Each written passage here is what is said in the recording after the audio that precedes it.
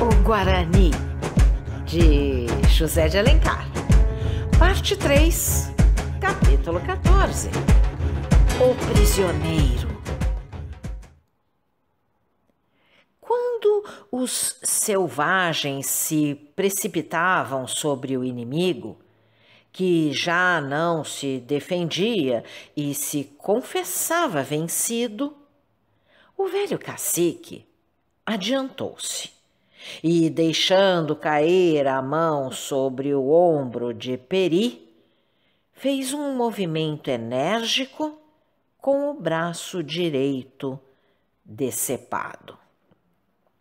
Esse movimento exprimia que Peri era seu prisioneiro, que lhe pertencia como o primeiro que tinha posto a mão sobre ele, como seu vencedor, e que todos deviam respeitar o seu direito de propriedade, o seu direito de guerra. Os selvagens abaixaram as armas e não deram um passo. Esse povo bárbaro tinha seus costumes e suas leis, e uma delas era esse direito exclusivo do vencedor sobre o seu prisioneiro de guerra, essa conquista do fraco pelo forte. Tinham em tanta conta a glória de trazerem um cativo do combate e sacrificá-lo no meio das festas e cerimônias que costumavam celebrar, que nenhum selvagem matava o inimigo que se rendia. Fazia-o prisioneiro. Quanto a Peri, vendo o gesto do cacique e o efeito que produzia, a sua fisionomia expandiu-se. A humildade fingida, a posição suplicante que por um esforço supremo conseguira tomar, desapareceu imediatamente. Ergueu-se e, com um soberbo desdém, estendeu os punhos aos selvagens que, por mandado do velho, se dispunham a ligar-lhe os braços. Parecia, antes, um rei que dava uma ordem aos seus vassalos, do que um cativo que se sujeitava aos vencedores. Tal era a altivez do seu porte e o desprezo com que encarava o inimigo. Os aimorés, depois de ligarem os punhos do prisioneiro, o conduziram a alguma distância à sombra de uma árvore e aí o prenderam com uma corda de algodão matizada de várias cores, a que os guaranis chamavam mussurana. Depois, ao passo que as mulheres enterravam os mortos, reuniram-se em conselho, presididos pelo velho cacique, a quem todos ouviam com respeito e respondiam, cada um por sua vez. Durante o tempo que os guerreiros falavam, a pequena Índia escolhia os melhores frutos, as bebidas mais bem preparadas e oferecia ao prisioneiro, a quem estava encarregada de servir. Peri, sentado sobre a raiz da árvore e apoiado contra o tronco, não percebia o que se passava em torno dele. Tinha os olhos fitos na esplanada da casa que se elevava a alguma distância. Via o vulto de Dom Antônio de Maris, que assomava por cima da paliçada, e suspensa ao seu braço, reclinada sobre o abismo, Cecília, sua linda senhora, que lhe fazia de longe um gesto de desespero. Ao lado, Álvaro e a família. Tudo o que ele havia amado neste mundo ali estava diante de seus olhos.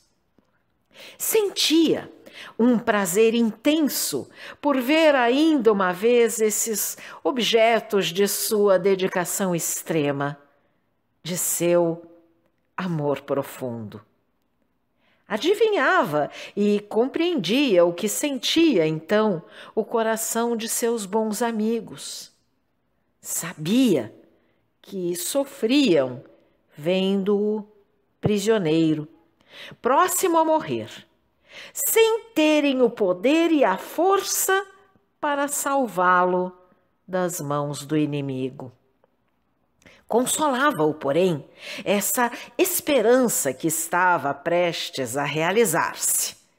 Esse gozo inefável de salvar sua senhora e de deixá-la feliz no seio de sua família, protegida pelo amor de Álvaro.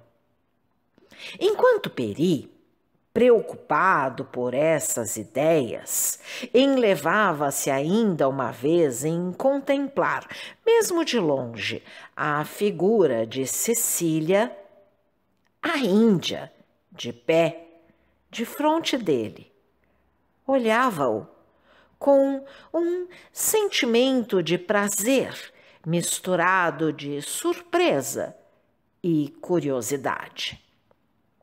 Comparava suas formas esbeltas e delicadas com o corpo selvagem de seus companheiros. A expressão inteligente de sua fisionomia com o aspecto embrutecido dos aimorés. Para ela, Peri era um homem superior e excitava-lhe profunda admiração. Foi só quando Cecília e Dom Antônio de Maris desapareceram da esplanada que Peri, lançando ao redor um olhar para ver se a sua morte ainda se demoraria muito, descobriu a Índia perto dele. Voltou o rosto e continuou a pensar em sua senhora e a rever a sua imagem. Debalde, a menina selvagem lhe apresentava um lindo fruto, um alimento, um vinho saboroso. Ele não lhe dava atenção. A Índia tornou-se triste por causa dessa obstinação com que o prisioneiro recusava o que lhe oferecia e, achegando-se, levantou a cabeça pensativa de Peri. Havia nos olhos da menina tanto fogo, tanta lubricidade no seu sorriso. As ondulações mórbidas do seu corpo traíam tantos desejos e tanta voluptuosidade que o prisioneiro compreendeu imediatamente qual era a missão dessa enviada da morte, dessa esposa do túmulo, destinada a embelezar os últimos momentos da vida. O índio voltou o rosto com desdém.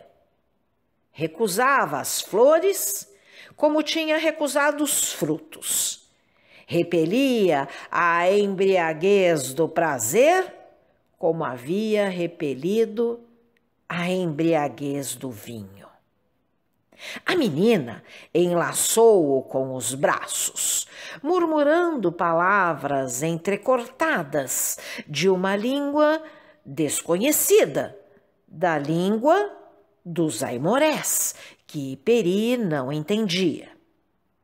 Era, talvez, uma súplica ou um consolo com que procurava mitigar a dor do vencido. Mal sabia que o índio ia morrer feliz e esperava o suplício como a realização de um sonho doce, como a satisfação de um desejo querido e por muito tempo afagado com amor.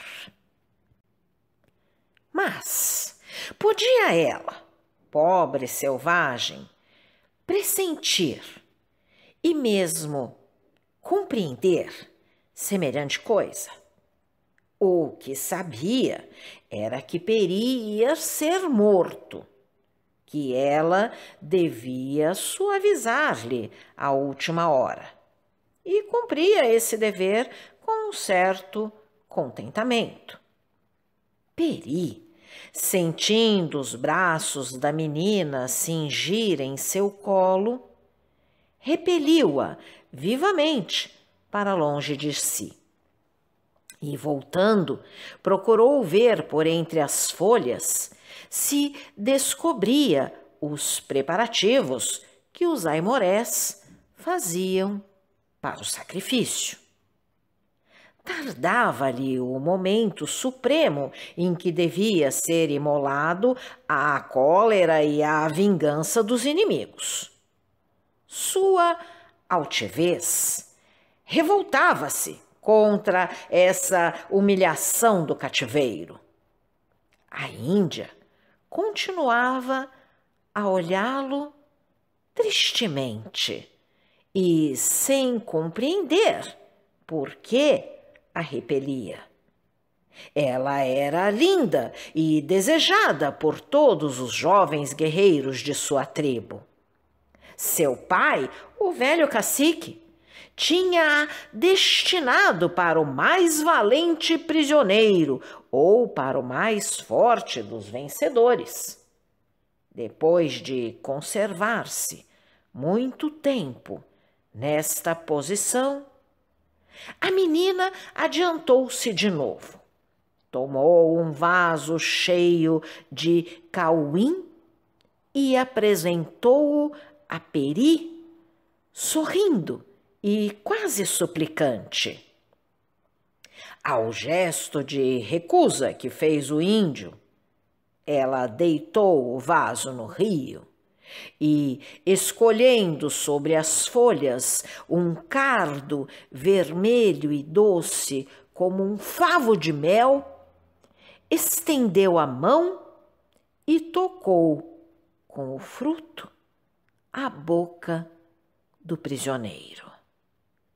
Peri enjeitou o fruto como tinha enjeitado o vinho, e a virgem selvagem, atirando-o por sua vez ao rio, aproximou-se e ofereceu ao prisioneiro seus lábios encarnados, ligeiramente distendidos como para receberem o beijo que pediam.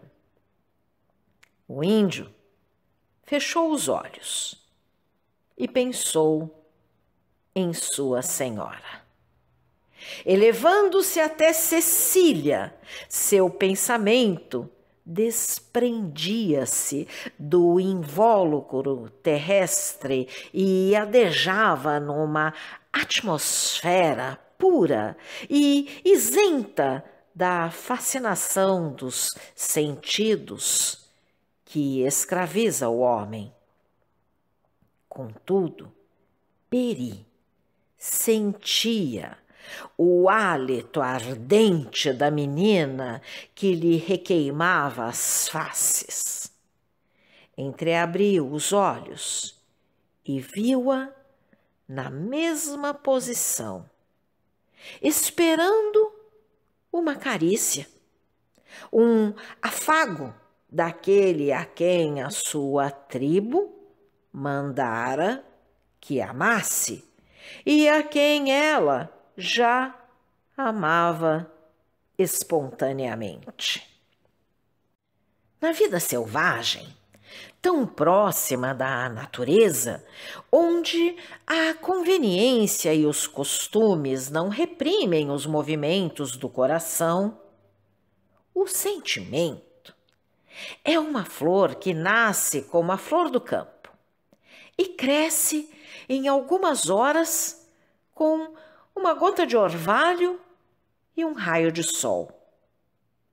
Nos tempos de civilização, ao contrário, o sentimento torna-se planta exótica, que só vinga e floresce nas estufas, isto é, nos corações, onde o sangue é vigoroso e o fogo da paixão ardente e intenso.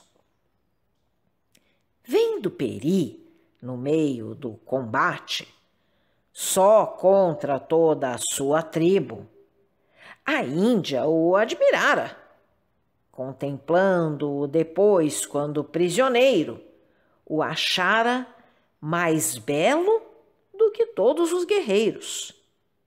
Seu pai a destinara para a esposa do inimigo que ia ser sacrificado. E, portanto, ela, que começara por admirá-lo, acabava por desejá-lo, por amá-lo algumas horas apenas depois que o tinha visto. Mas Peri, frio e indiferente, não se comovia, nem aceitava essa afeição passageira e efêmera que tinha começado com o dia e devia acabar com ele. Sua ideia fixa, a lembrança de seus amigos, o protegia contra a tentação. Voltando as costas, levantou os olhos ao céu para evitar o rosto da selvagem que acompanhava a sua vista, como certas flores acompanham a rotação aparente do sol. Entre a folhagem das árvores, passava-se uma das cenas graciosas e singelas que a cada momento no campo se oferecem à atenção daqueles que estudam a natureza nas suas pequenas criaturas. Um casal de corrichos que tinha feito o seu ninho num ramo, sentindo a habitação do homem e o fogo embaixo da árvore, mudava a sua pequena casa de palha e algodão.